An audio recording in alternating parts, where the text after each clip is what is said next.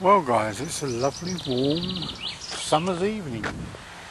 Taking Doggy for a walk wherever he may be. He's about here somewhere. And it's a bit of a forage, see what I can find light edibles wise. It's pretty good. There he is, wee Doggy. Well, there we go folks, a burdock. Root is very nutritious, but can be a pain to get out. Lovely heart-shaped leaves. In fact, the leaves are very good for wrapping food up to baking the embers of a fire, if you can find enough burdock, that is.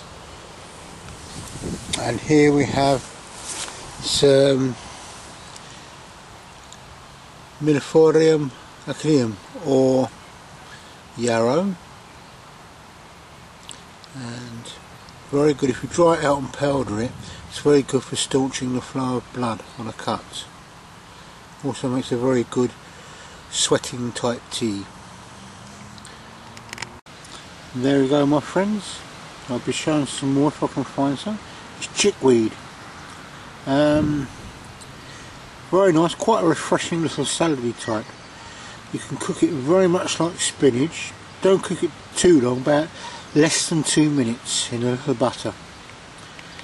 And don't eat too much as it contains saponins. Really, when you're foraging throughout the year, you don't have to go that far. You don't have to go deep into the woods. In fact, the depth of the woods can often yield the less. I mean, I'm standing here and I'm looking around, and just behind these trees here there are relatives of the serviceberry tree, white beans. We've got hawthorns, poplars, rowans, elderberry trees.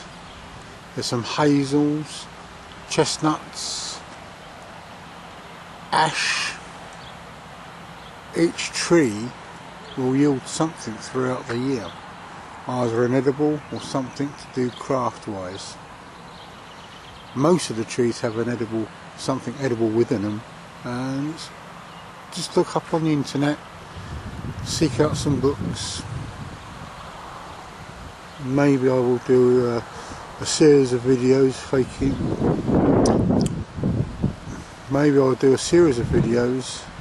focusing on a particular tree and its different aspects.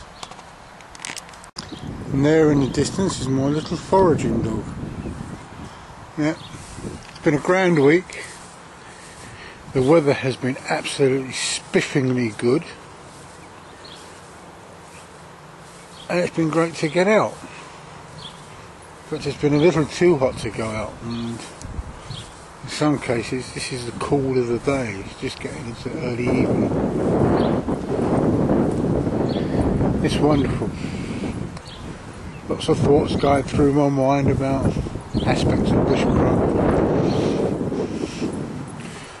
and some of the it's just been pretty good. Oh, there's a small blue butterfly there. I wonder if I can focus it. Unfortunately folks, you may not have got that. But anyway, here's some daisies. They're edible as well. You can use the leaves in a salad, and the flowers, well, that is a colour. Most of the wild edibles we see are basically salady type items. This one here is probably the best of the lot, and it is the ubiquitous stinging nettle. It can yield so much to us, everything from cordage to the sting. The sting is very useful. It's used in medical practice. It's called urtication. It's great for relieving arthritis. Of course, the very young leaves can be picked and flash cooked, very much like spinach. The older leaves can actually be toasted to make a nettle crisp. It's high in protein, and if you have the mind to forage for the seeds, you can roast and grind the seeds to make a Ersatz coffee. Well guys, I'm almost back home.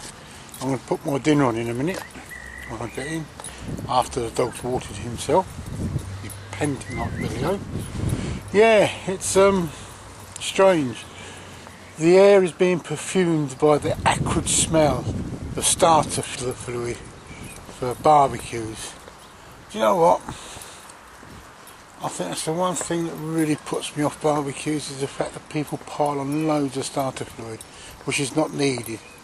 As we bushcrafters know, you don't need anything like that to start a fire in this weather. A few good feather sticks, some shavings, and that'll get your fire going. Pile underneath it the charcoal briquettes and what have you, and away you go. We did such on the ex-workshop on the final day for the big fry-up breakfast. Well, I'm signing off for a bit. Speak to you soon.